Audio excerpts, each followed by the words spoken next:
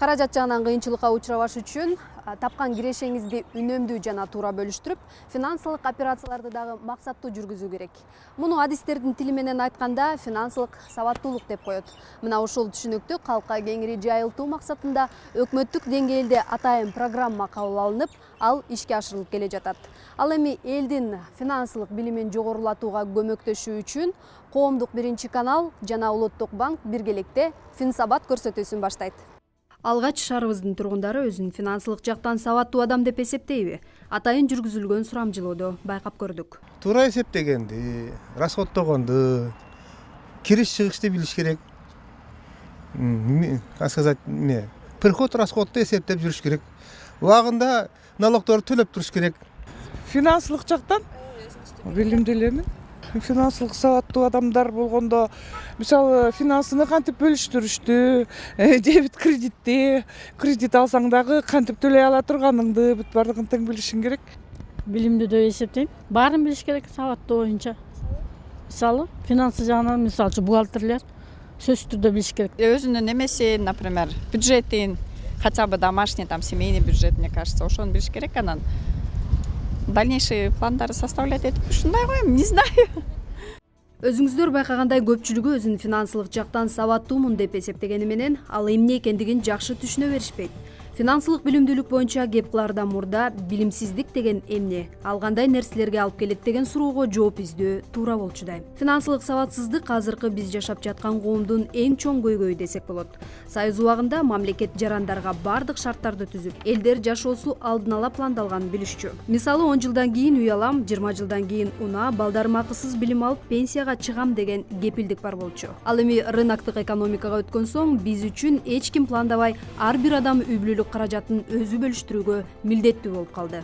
Вот этих знаний для того, чтобы планировать. Финансылык жактан пландоодо, билимди үй бүлө дагы, мектеп дагы, жогорку билим берүүчү жайлар же коомдук институттар жана маалымат каражаттары дагы бербей жатат. Бул үй бүлөлүк деңгээлдеги өтө чоң көйгөйлөргө алып келүүдө. Качан алар насыяларды алып, эмнени төлөөрүн билишпегенде, тапкан каражатынан көбүрөөк коротушуп, жыйынтыгында эч кандай акча топтолбойт. Андан соң а үйдүн алдына келип, алардын маселесин кимдир бирөө чечип берүүсүн талап кылышат.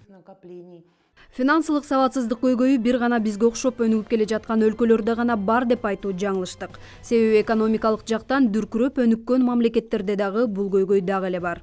Аны чечүү үчүн аларда дагы атайын мамлекеттик программалар иштеп келет. Standard & Poor агенттигинин иликтөөсүнө ылайык Борбор Азия өлкөлөрүнүн ичинен Кыргызстан элинин 17% финансылык сабаттуу деп эсептелген Тажикстанды гана артка калтыра алды.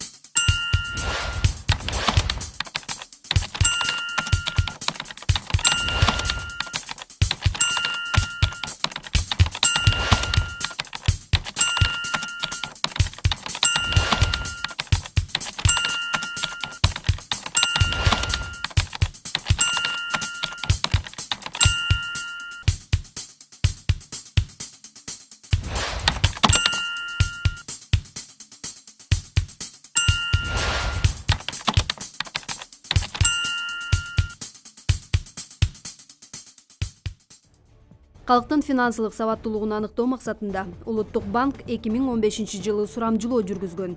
Анын жыйынтыгы боюнча жарандардын финансылык сабаты өтө төмөн деңгээлде болбогону менен натыйжасыз болгондугу такталган. Адистердин айтымында көпчүлүктүн насыя алуу боюнча үстүртөн гана маалыматы бар экен.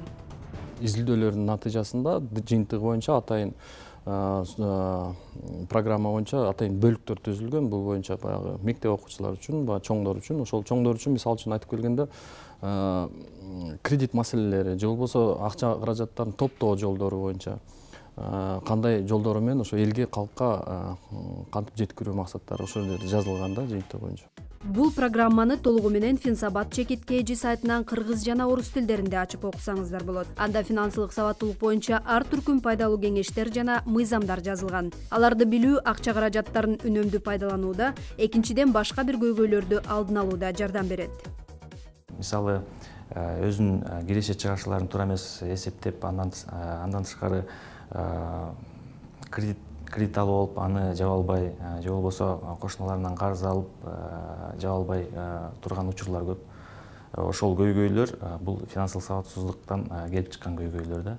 Ошол финансылык сабаттуулукту жогорулатуу иши бул бир гана адамдын же болбосо бир гана мамлекеттик органдын иши эмес, бул жалпы мамлекеттик милдет болуп эсептелинет. Бул маселени чечүү жалгыз гана бир адамдын бакубат турмушун камсыздоо эмес, жалпы мамлекеттин экономикасынын жогорулашына жана бекем калыптанышына карай көрүлгөн аракеттер. Финансылык сабаттуулукту жогорулатуу боюнча иш-чаралар көп эле өлкөлөрдө өтүп жатат, бирок Кыргызстан өзү Борбордук Азиядагы өлкөлөрдүн ичинен биринчи болуп ушул программаны кабыл алды. Негизи программанын башкы максаты элге каражатты туура пайдаланууну түшүндүрүү болуп эсептелет. Мисалга алсак, айлыгы 15 000 сом боло турган болсо, ошол акчага ылайык автоунаа айдап, ичип жегенин деле андан ашырбаганга аракет кылуу керек.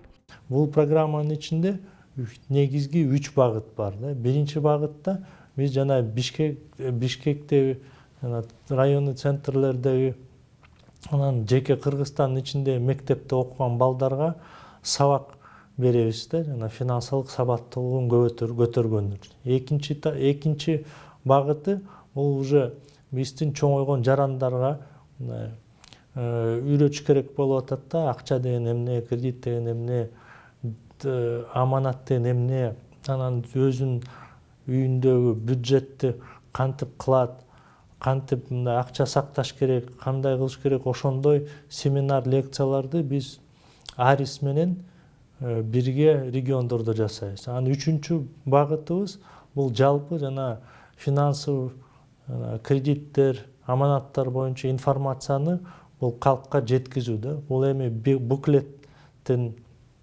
буклеттер чыгарылат, андан тышкары телевидениядан жаңы маалымат берилген программаларды ишке ашырабыз.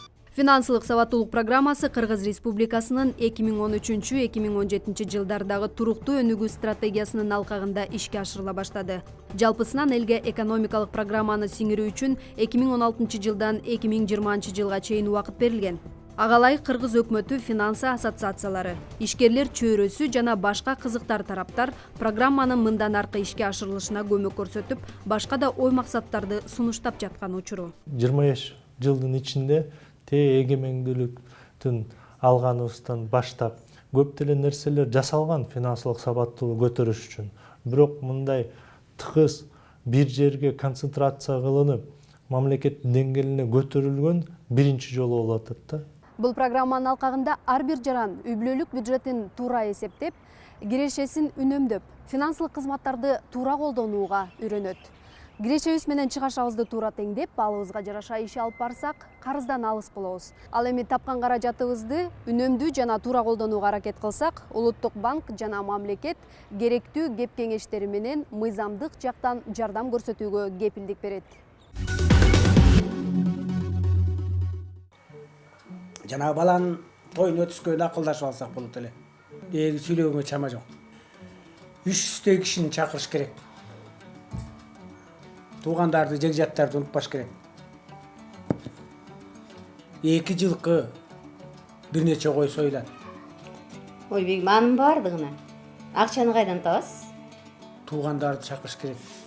Жегжаттарды чакырыш керек. Эл эмне дейт? Кредит алам. Үйсүңүз жайындабы, бегим? Аны кантип төлөйсүз? Бир нерсесин ойлоп табарбыз. Насыялардын астында өзүңүздүн финансылык мүмкүнчүлүктөрүңүздү ойлоңула.